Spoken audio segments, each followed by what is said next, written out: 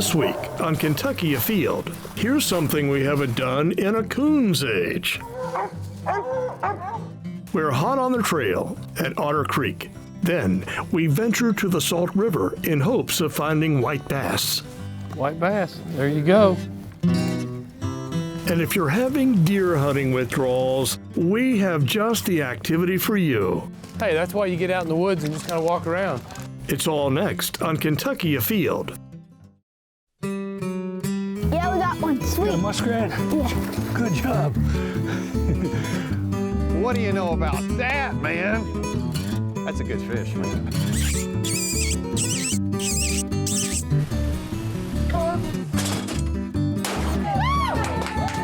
Nice male smallmouth. Healthy, pretty colors. Cody, here. Find us one more good pheasant, Cody.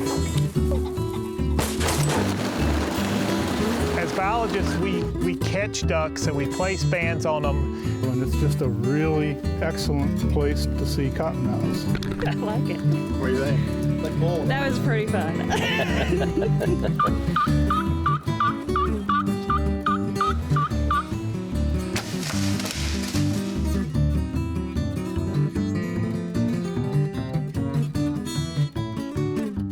Good evening and welcome to Kentucky Afield. I'm your host, Chad Miles. Join us as we journey the Commonwealth in search of outdoor adventure. Most of you already know that our wildlife management areas offer great deer and turkey hunting, but that's not the only opportunities that exist. So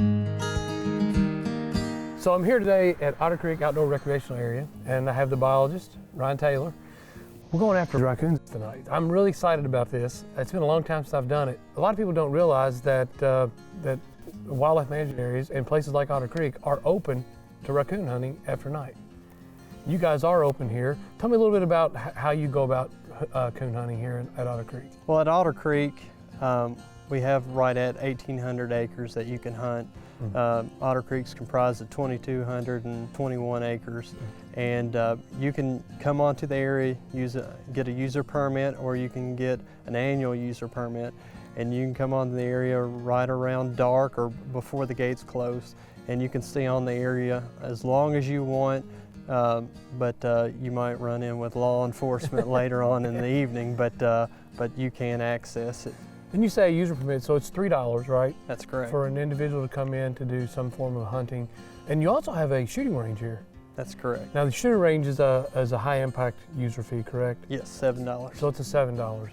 Tell me a little bit about why it's important to keep raccoons and other species in check. The biggest thing that we're worried about is small game. Raccoons are known to be nest raiders for quail. Even they will consume rabbits and also wild turkey. So keeping those animals in check will help the overall population of other huntable species and wildlife species. I'm sure they probably do the same for birds, songbirds and nest birds. I'm sure they'd raid that nest as well, wouldn't they? That's correct, yes. We're excited to get out here and check Otter Creek out. But there's other opportunities here. I'm going to come back because there's opportunities for tons of fishing here. I mean, you guys got the Otter Creek, which I don't know how many miles that is, and then is it 4 or 5 miles of on the front of the Ohio River as well? That's correct, yes. So, well, hey, nice meeting you. Nice to meet you. And I'm looking forward to getting out there and hopefully getting a couple of these raccoons out for you. Sounds great. All right.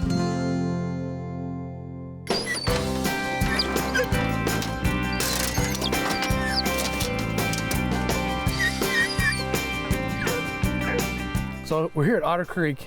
Jake, you've made a heck of a trip to come up here to hunt tonight, haven't you? Yes, sir. Yes, sir. About 3.5 hours. You're from McCreary County, and we're hunting a wildlife management area. And we've got about 1,600 huntable acres here. And I tell you, there's a lot of raccoons here. So I'm hoping these dogs don't have to go too far and get started. Well, I hope they don't put me to shame. You know, a dog will be a dog sometimes. I can already tell these dogs are as excited about this as you and I am. And it's been maybe 20 years since I've been on a raccoon hunt. So I'm really excited about it. We ought to have good fun at it. Well, I think these dogs are ready. I think I'm ready. I'm really excited. You know, one thing about Otter Creek is we will be using a shotgun tonight, but that's because the rules here dictate that. Yeah. So a little different, but still should be running the dogs is the most fun. So yeah. Well, no matter if they tree a coon or not, they get exercise and they get fun and get out and do it. And we're gonna get exercise too. So. Are we ready? Yeah. I'm turning on one.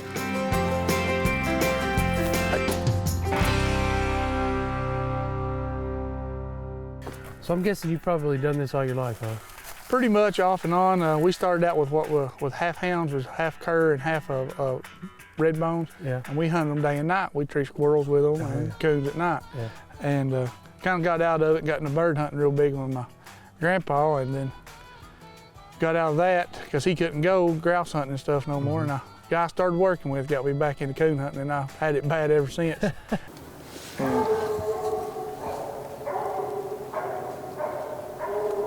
That's two different dogs barking. I was like, There's you may have one. I hope that young dog's got one. They're split trees. Split trees. One down there and one up here. Good girl. That's a den tree. Sure is a den tree. I'd say there's one in there. That young dog done a good job. Come here, Davey. Good girl. Dead. Dead.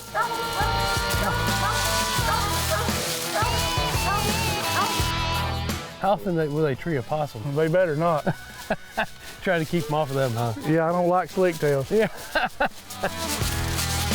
The dogs have done really good. As soon as we turned them loose, they got on a spot where we found a den. Yep. And then we turned them loose again and they ran a little ways.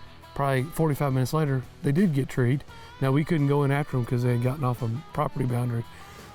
10 minutes, Yep. We're treed up right here. Yeah, they're treed up, and maybe we get down there and have a big bushy tail looking down at us, and you let that 12 gauge bark. Well, let's go see what we got. Sounds good to me.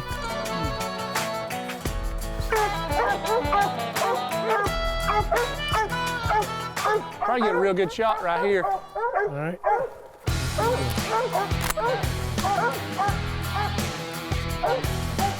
There he comes. Get you a Daniel Boone cap out there. Yep.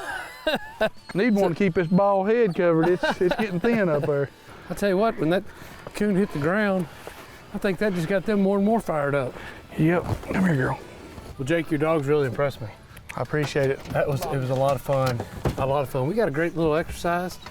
What do you say for a guy who runs dogs about these WMAs? I would say get after it because there's plenty of hunting for them. You know, I think a lot of people are used to the amount of pressure that WMAs get for, be it deer hunting, turkey hunting, rabbit hunting. Plenty of coons out here. Yeah. So these are good opportunities and a lot of fun. You get really proud of these dogs, don't you? Oh yeah, I mean, like I said, that young dog right there, just 19 months old. A lot of people consider her a finished dog, but she's not. Yeah.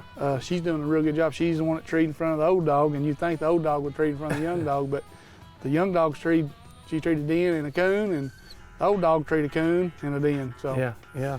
But it was a great time, and you know, for a short night, we had plenty of action.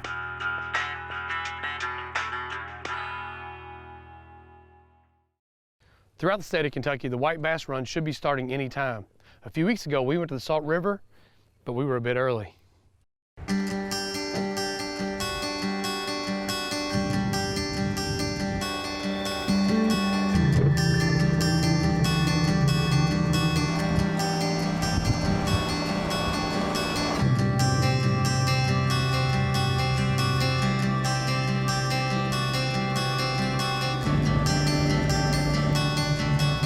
So today it's the beginning of March and it's a beautiful day, 72 degrees outside. There's a big cold front coming in and I thought, yeah, it's a good day to give my brother a call. Run up here like we used to when we were kids. We're up on the Salt River. We're trying to catch these fish that are migrating up for the spawn. It's a little early. Water conditions are about 51 to 52 degrees. The water is stained. But what we're throwing here is just your typical little lures that you'd find for any creek or stream. These are really good. And if you got a lot of current, on this one here, you just take this head off and put a little heavier head. This is an 1/8 ounce. I've thrown these things all the way up to 3/8 and much smaller too if you need to go smaller. You adjust how fast your retrieve is or how deep you want to fish with the current by just changing the head. This one here is a road runner. And for these, you just have to buy a different lure. They come in all kinds of different sizes.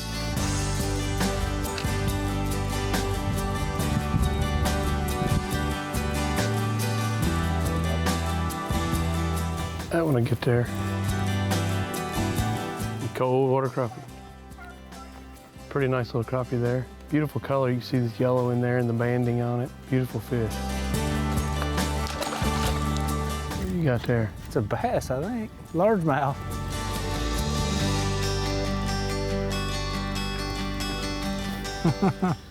A free meal. He said, I'll have that. Little fiddler. Little largemouth.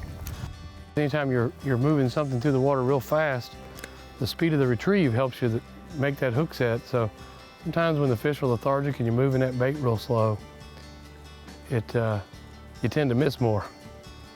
They're not as aggressive and you're not moving the bait aggressively enough to automatically set the hook. I know that last fish I caught on, before I threw it back, I wanted to give it a blanket. Freezing, huh?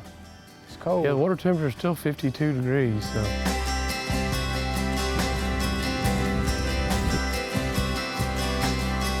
This brings back a lot of memories, not from the boat, but as kids, how many times did you and I go to the Salt River or the Floyd's Fork? That's all we did growing up. You get home from school, if you had homework, we'd either play basketball or fish. We left, still only had 3 channels. We wasn't even watching TV hardly. No, there was no TV watching.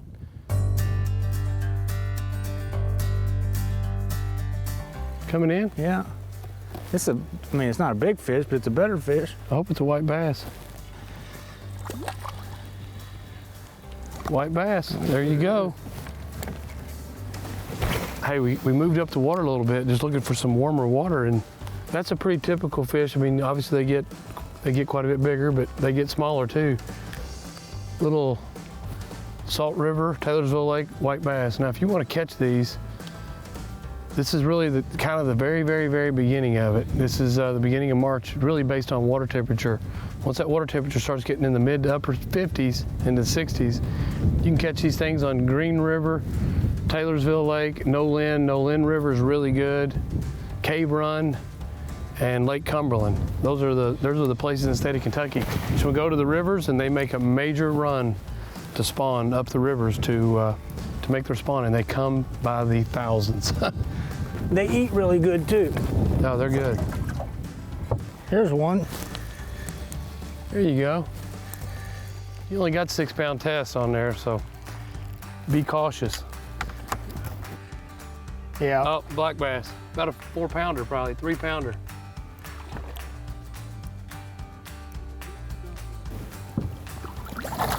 It's up under the boat. That's the fisherman's fault. About a 3-pounder. That's about all that rod and reel wanted, wasn't it? Yeah, it was. I mean, you take it in for service. 6-pound test. That's a pretty good fish. Feel how cold he is. Been up here eating those shad that we're seeing on the graph. See that belly? Pretty good, pretty well fed. Get out there and get a little bigger, buddy. Her sister, probably. Brian, I've had a great time. We don't get to do this enough. No. Maybe next time I'll be able to keep up with you. You caught them all. It's like old times. Yeah. It's peaceful just being outside. Now let's check in and see who's catching what and where in this week's fishing report. Hi, this is John Williams with the Fish Report for Southeast Kentucky. Just to let you know, we are beginning a creel survey on the Cumberland tailwater below Wolf Creek Dam beginning this week. So if you fish the tailwater, you may run into our creel clerks, and they'll ask you about your fishing trip and your opinions on the fisheries in the tailwater. Elsewhere in the district, April is a great month for nighttime walleye fishing. Walleye will be through spawning and will remain shallow. They can be caught on suspending jerk baits, such as husky jerks or rattling rogues, or even casting shad raps. That technique should work at Lake Cumberland, maybe along the riprap of the dam, and also Laurel on the riprap, and also at Dale Hollow. You can also pick up a few bass using that technique. And lastly, Rock Creek in McCoy County, it will be stocked with trout this week. You can catch those on inline spinners or natural baits, so you can harvest trout in any of those streams. As always, good luck, good fishing. This is Tom with your fish report from the Northeast. Cave Run Lake is still at winter pool levels to aid in the construction of the new boat ramp on the lower part of the lake. Temperatures are running in the 50s, warmer upriver than Main Lake, which is where you're going to see some of your greatest chances to catch some fish. Crappie are active in the stretch from Poppin' Rock to Banger and up the main stem of the Licking. Reports are that if they're a little lockjawed, minnows are your better bet. Finally, muskie are a great bet this time of the year. Sandy banks warmed by the sun, and look for those areas where the water is running into the lake. Grayson is going to be a similar story. Fish in the upper reaches for largemouth bass, areas where anglers can't get too easy, are holding some nice fish.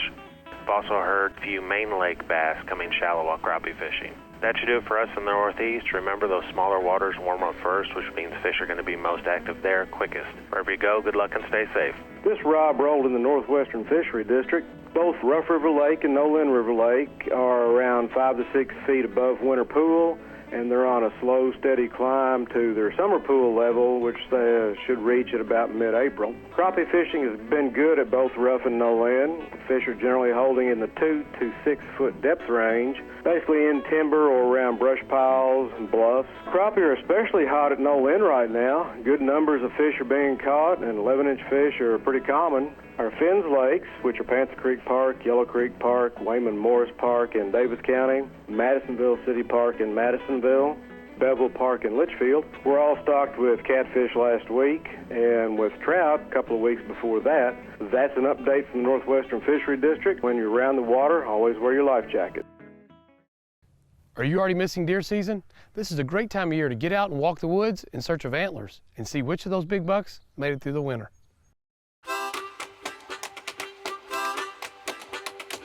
Well, today we're in Shelby County, Kentucky, and we are deer hunting, and it's March.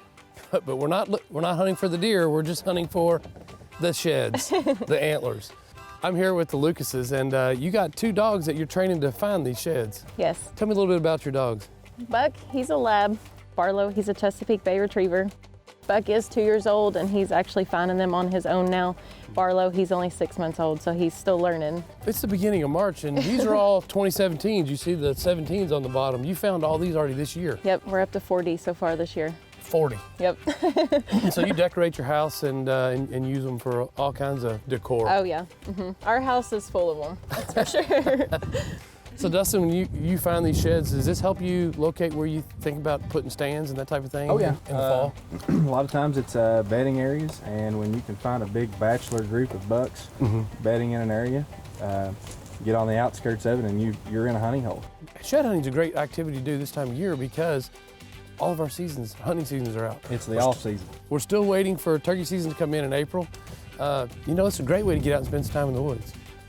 Well, I think these dogs are ready to go, and I think we'll find some sheds out here. Let's go give it a try.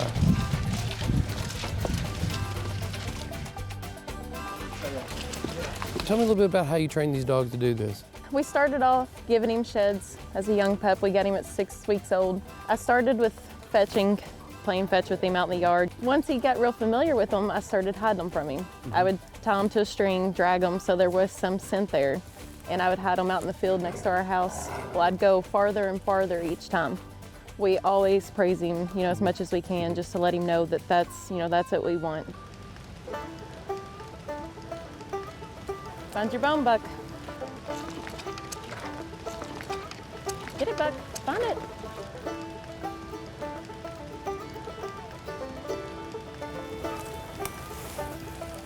Find it, Buck. Find your bone. Find it, buddy. Find it.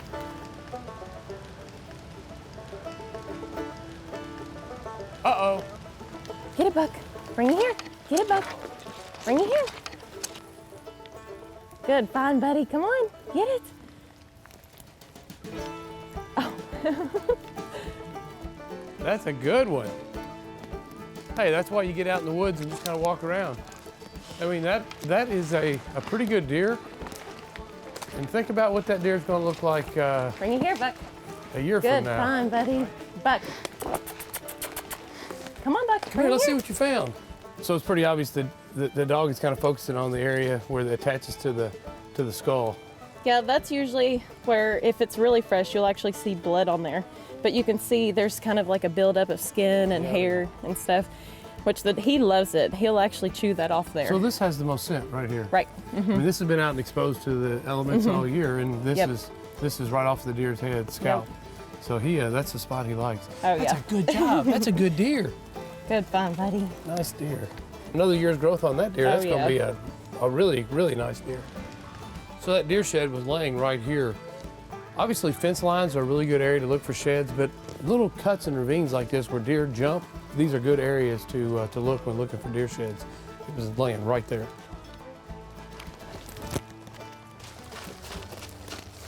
Find your bones. Come on, let's find it. Well, my boots are waterproof. That's good. I know mine have holes now. So you said that you found them out in the middle of the field. These are one of the easiest places to find antlers, especially with a set of binoculars. It's almost like they were placed there just for you to find. Come on, let's find it. Find your bone. Keep looking. Good find, buddy. Good find. Yeah. Good job, buddy. That is cool. Good Does that match job. that other one? Good find. Good find. Come on. I'm skipping mom today. Good job, buddy. Let's see. Good job. That's awesome. Good find, buddy. Good job. Finding a matching set's always even bonus. It's a bonus. Oh, no, it's the same Nope, side. same side. Well, where are all the right-hand sides at? Yeah. Oh, that's really cool.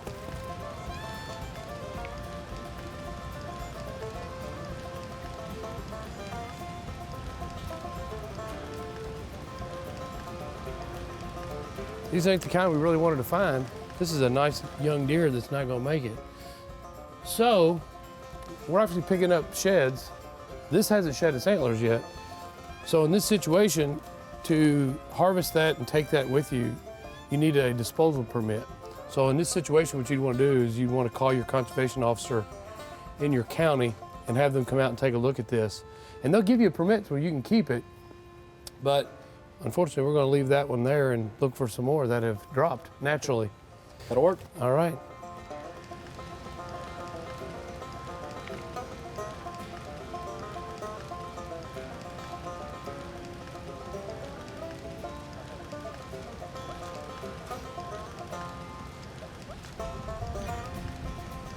Find your bone, Buck.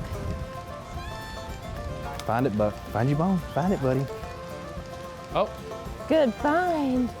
Good job. Good job, buddy. Look at there. There you go. Good find. Come on. Nice job. Look, oh, we got a right-hand side now. Finally. First right. Finally got it right. They match any of these? I think that's a year difference I don't there. think so there. That one's close. I don't think so, though. That one's a real hard turn. Yep. That's 3 sheds now and an old shed. And unfortunately, we found a dead deer that had a really big, nice rack on it as well.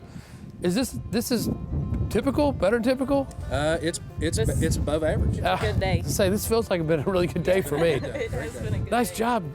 So there's all kinds of things you could do with that antler. I mean, you could make a knife, you could do some type of home decor with it. Oh, yeah. But it's really cool to go out and pick them up. Otherwise, they're going to get eaten by squirrels and mice and stuff. So, hey, this has been a great day. I can't tell how much I appreciate you guys coming out, Thank you so much. bringing your dogs and helping us look for sheds.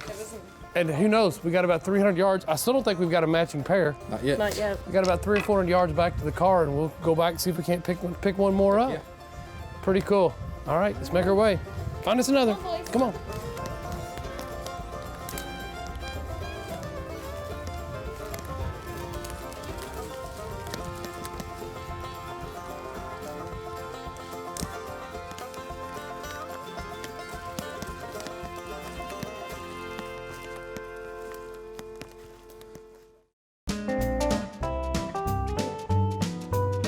Now let's check out this week's ones that didn't get away. Here's Luke Renfro from Grayson County, Kentucky with his 7-point buck taken with a crossbow. Nice job. Now here's a happy looking hunter, Braxton Carpenter of Mount Vernon, Kentucky, showing us his first squirrel ever. Nice job. Here we have Molly Music of Hager Hill, Kentucky with her first deer ever taken with a .223. Nice job. Here's Rebecca Reed with her very first deer ever taken in Clark County, Indiana with a crossbow. Nice job. Here's Hunter Durham showing his first deer ever taken while hunting with his dad, a 6-point buck. Congratulations. Here's Lance Alker of Taylor County, Kentucky with his first deer ever taken during the youth season. Congratulations. Here's Leighton Daly with a deer that he took in Deputy, Indiana. Nice job. Hey, make sure you join us next week as we travel to southeastern Kentucky in search of bear cubs. And remember, hunting and fishing on private property is a privilege. Always ask permission and thank the landowner. Until next week, I'm Chad Miles and hope to see you in the woods or on the water.